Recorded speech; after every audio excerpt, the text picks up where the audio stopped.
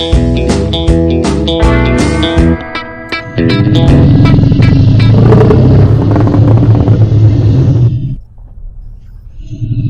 everyone, so here we are in a very strange environment, and I'm here together with Ivan and Randy.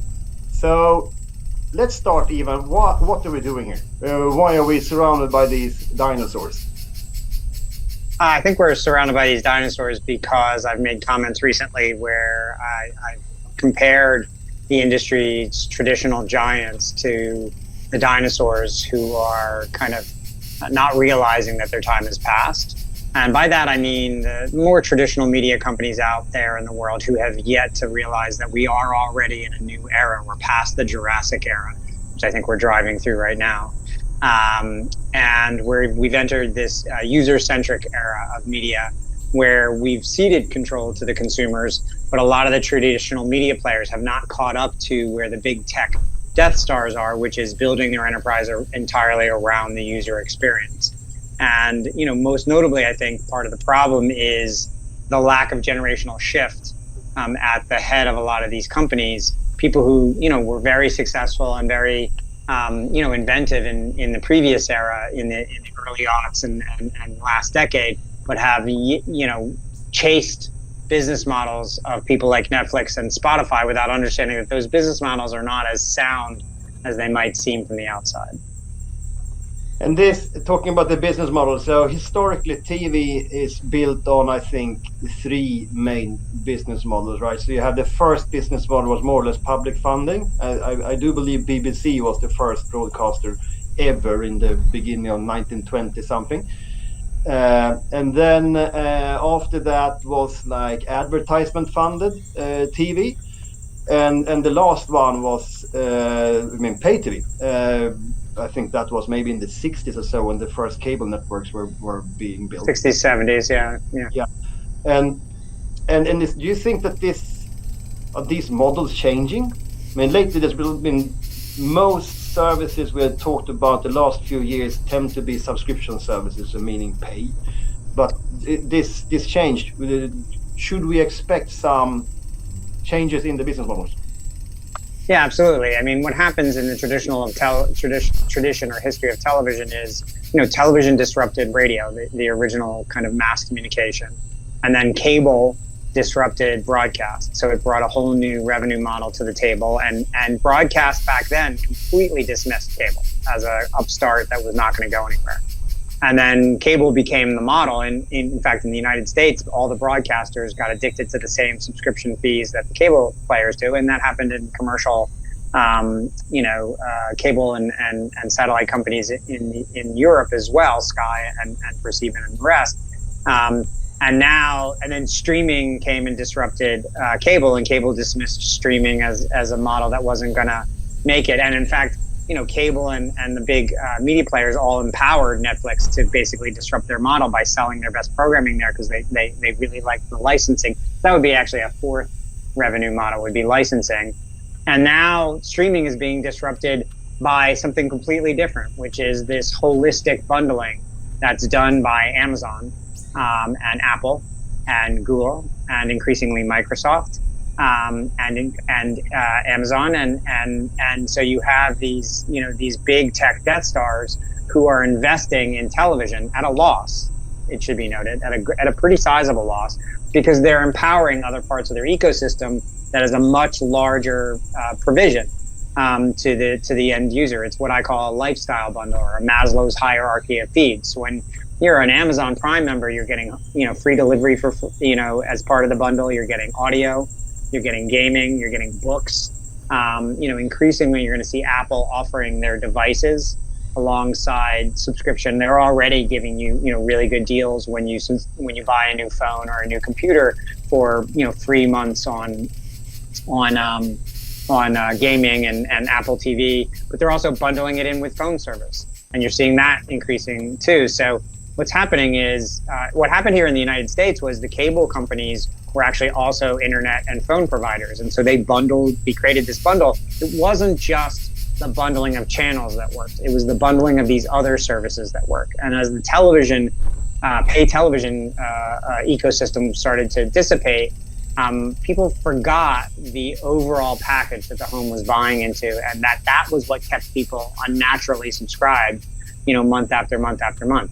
Amazon doesn't see a lot of churn. Even when they raise prices, they don't see a lot of churn because it's not just one product. It's a suite of products that surrounds the consumer in their lifestyles. And that's what a lot of people are failing to realize. You look at the BBC, and they've already pointed towards a destination through the iPlayer where they're going to become this single feed of education, audio, television, and all the other services they provide. They seem to get that. The New York Times is another really good case study of transformation where they moved from print to this larger suite of services that they provide, including podcasting and gaming, and food and sports and all these other, Maslow's hierarchy of feeds. And that's really where the puck is going. And frankly, it's already there. Amazon is already operating this way. Apple is already operating this way. Google is already operating this way. The New York Times is already operating this way. Tencent is already operating this way. Alibaba is already operating this way.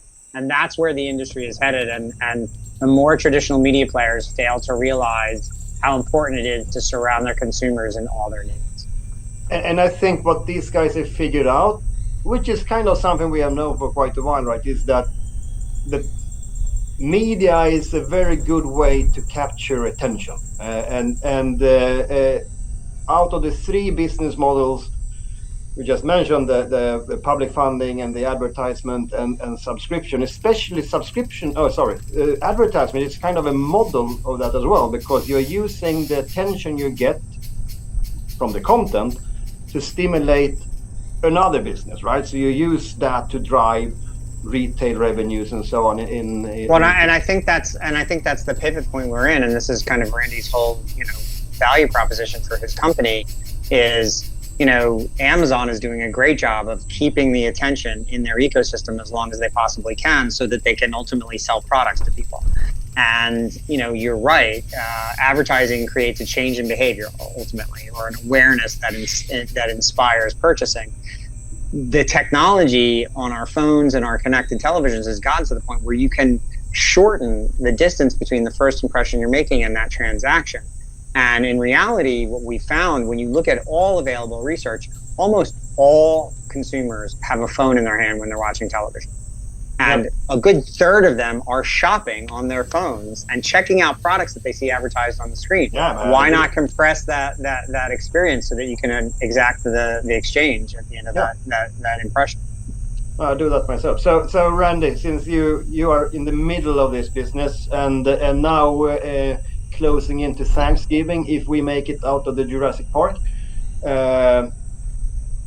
something is happening this weekend, right?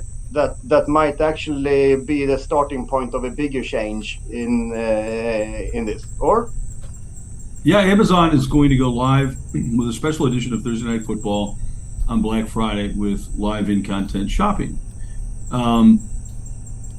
What I've learned over the 8 or so different conventions that I've been to this year is a common theme, and Evan brought this up earlier, is an old saying, I'm wasting half of my money on advertising, I just don't know which half. And a lot of that now is just becoming, as I've talked to CEOs at other streaming platforms, just the current ad model is just, it's not sustainable. The returns on the ad spend are not there. Not only aren't they there, they're not trackable. And so accountability on that, and where's my money going? In a large part of it's even increasing with the increase of these fast channels, which are coming at a blazing speed. It's just the saturation of content. There's only so many eyeballs, and as you add more channels, it's more of a dilutive effect to the entire thing. So a model like Amazon's launching, and I like to say, what they're doing for your customers, we can do for you. What their customers, we can do for yours. Is that accountability, right? That keeping the viewer in the content, but also having a trackable ROAS, having that traceability to the point of sale, and being able to measure that and see where those dollars are being effectively spent. Yeah, no, so I think now I don't know too much about this and the advertisement industry in general, but I listened to a very interesting speech a couple of years ago from the guy at Fox who was responsible for ads, and he concluded that we have reached a very interesting point a few years back where the amount of money that the studios invest per minute of content drastically exceeds the amount you can charge for the same minute if you do ads. And I mean, that means that there's a problem, right? If you need to pay a huge amount of money to get the attention of the viewer, but you can't get the same value out of that minute when you do advertisement, that's a proof point that the advertisement model kind of doesn't work. And I think we've all seen this in an escalating ad load and so on, because you try to compensate when you can't get the value out of it with more ads, and then you get the flip effect instead, that viewers escape from ad loaded content into more subscription models and so on. So, and at the same time, you have, I mean, one of the oldest business models in media is product placement. So if you can get your products to be more integrated in the content, that's a fantastic way to make that products kind of more, to get more value out of the content for that product. And what we see now, is that the starting point of some kind of merger between ad placements or product placements and ads? It's part of the problem, is this sort of automated process. And as you pointed out, they just load more ads. When it's not working, we'll just load more ads. And again, it's just more dilutive, and you just get less and less and less in the return.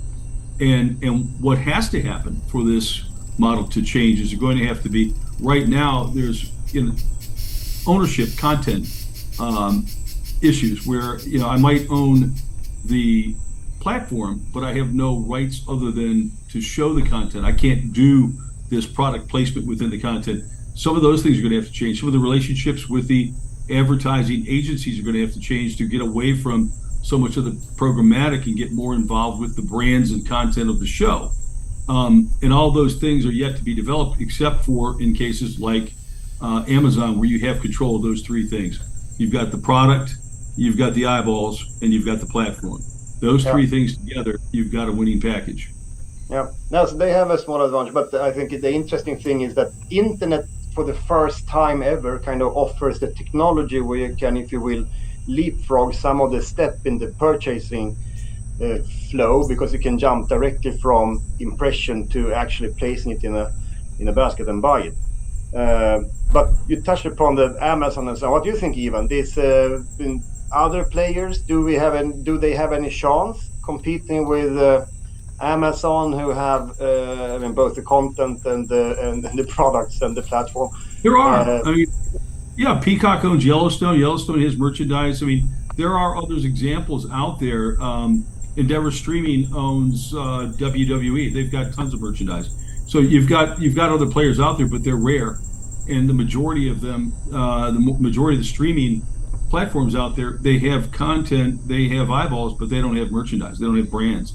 And I do think you see. You look at what Roku has done with Shopify, and so they've really not selling products based on shows, but they're selling products that are. I think one of the key elements that Randy's brought up in the conversations I've been in with him is the ability to do this with the advertisements. So it's not just the shows themselves and selling merch based on the shows, but when the ads are running in the breaks, being able to affect a purchase, in platform. And Roku is leaning very hard into this. The partnership between Roku and DoorDash is also another interesting example of that. The partnership between Paramount and Walmart seems to be kind of a precursor to things like this. But I think, the players to really watch here are going to be Google and Apple and Microsoft and NVIDIA. Specifically, Apple is very much leaning into turning their app environment into a merchandising and shopping environment. And so you think about when you're in Apple TV, they encourage you to move around their app environment. And the ability to kind of see, I'm obsessed with this new show called Drops of the Gods, which is about wine, and I'm a big wine lover. I wouldn't say aficionado, but I love it. So the ability to kind of like see these wines talked about, these really rare wines talked about in the show, and then be able to kind of like jump over to Drizzly or some other purchasing platforms immediately and affect sale. There's a really good company called MBTV, which is entirely purchase driven, where you can see a show about cocktails being mixed and then order the order the cocktails mixings and the mixer itself and everything with one click, on your remote control. So I think what we're seeing is a migration there. What I fail to understand is when you see what Randy's talked about, and Black Friday, just for people who aren't from the United States. So we have this holiday in the United States called Thanksgiving, which celebrates the time that the Pilgrims stole America from the Native Americans and did so with a meal. And then we recreate that meal where we stole the country from the Native Americans to celebrate us stealing it.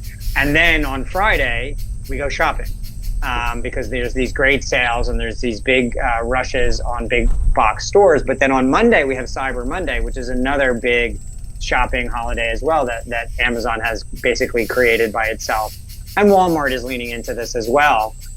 So I do think he's right. This moment in time where the Jets are playing the Dolphins on Black Friday and the whole country is going to be sitting in front of a television because almost nobody's at work except apparently retail workers. There's this opportunity to kind of affect the final change in behavior that's already been headed that way. And the fact that Disney, one of the great merchandising companies of all time, Paramount, who does $4 or $5 billion a year in merchandising with Nickelodeon, Warner Brothers, which owns the DC universe, the fact that they haven't all migrated into an environment where you can affect the sale immediately. I watched the heck out of The Flash the other day. Not a great movie, but it was a lot of fun to watch. And I would have ordered a Batman. There's 4 different Batmans in that movie. There's 5 different Supermans in that movie.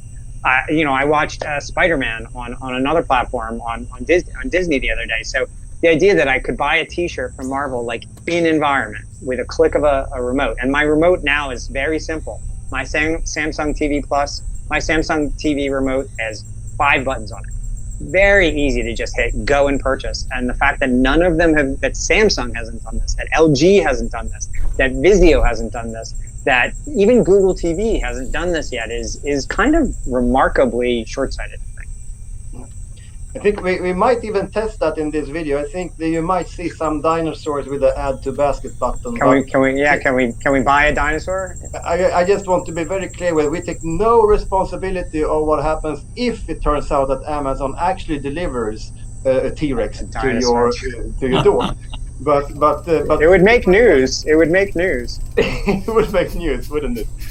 So talking about these tech giants, and actually maybe talking about America a little, because this Black Friday and Cyber Monday, I think that you have been quite successful in exporting those concepts to at least the western part of Europe, because we have exactly the same patterns. We don't watch American football, but we do all the shopping, but we don't watch the football. But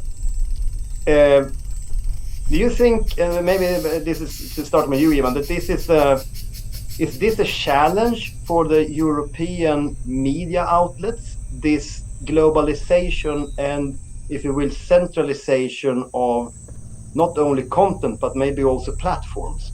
Because when you look at the challenges like at Viaplay right now, which is basically a big, huge dumpster fire. Or the challenges that a lot of the public service media sector is about a $50 billion a year business. It's not really a business; it's a tax, but it is a service, right? So there's been tons of research done that a vibrant public service media also ensures the health of the democracy that it lives in, and so the survival of these public service media is vital to the survival of the democracies and governments of the countries that support them. But they're being challenged. Their fees and their budgets are being challenged on a regular basis year after year. We'll see what happens with the new television and entertainment bill in the UK, and I think there's good hope that that's going to come out at least in a decent place. But still, in order to continue to be relevant to the markets that they live in, they're going to have to find new ways to generate income. They're not going to be able to rely solely on the public service taxes or budgets that they're getting. So, one great way to do that is to find new ways to increase revenue and through, retail and through commerce. The Doctor Who ecosystem is one of the most important pieces of intellectual property on the face of the earth. right? It's it's one of the most exported pieces of television around the world. Doc Martin, which is a Nordic-based television, very popular around the world. The IT Crowd, very popular UK show that's transported everywhere. Even Israel and other territories are now exporting a great deal of content. South Korea as well. So the idea that you're creating these great pieces of intellectual property that have merchandising opportunities around them, and you're not affecting those sales on your platforms, it's absolutely. Or just look at Premier League. Yeah. And the merchandising opportunities around football and World Cup and things like that.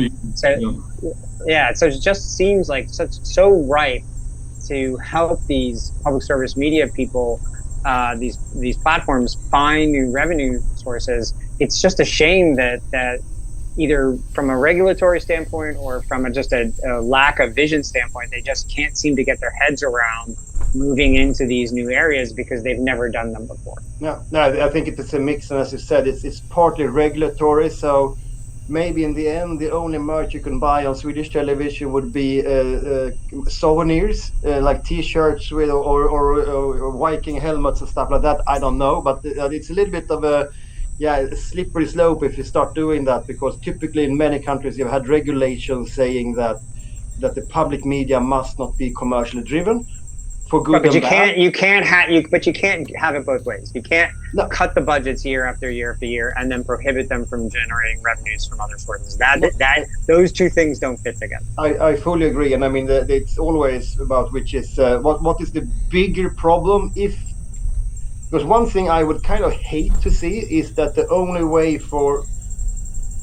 to get out with news to, in my case, the Swedish audience, if the only ways would be either use X or TikTok, I don't know, that doesn't seem too great. So I would like to have some other platform. I don't think X is going to be around much longer, but I think you have the opportunity. I mean, there's a dichotomy there, and I've talked to SVT about this, and I've talked to other public service broadcasters about this. Like, if you abandon TikTok, you're basically ceding TikTok to the bad actors in the world, and I don't think that that's a great idea. On the other hand, SVT is one of the early, BBC was one of the great early innovators around digital. SVT is they were actually earlier to digital than anybody else. And so, okay, fine, on broadcast, leave that alone. But on digital, allow them to buy, the national football team's, jerseys. Why not? Yeah, no, it's about national pride at the end of the day, right? I think you are right that in this situation where you have typically budget cuts and you have increasing competition, you must be open to reconsider how you finance what you're doing, and be more open to that, because the alternative, having strict policies that in the end means you will disappear. I don't know what the purpose of those strict policies are.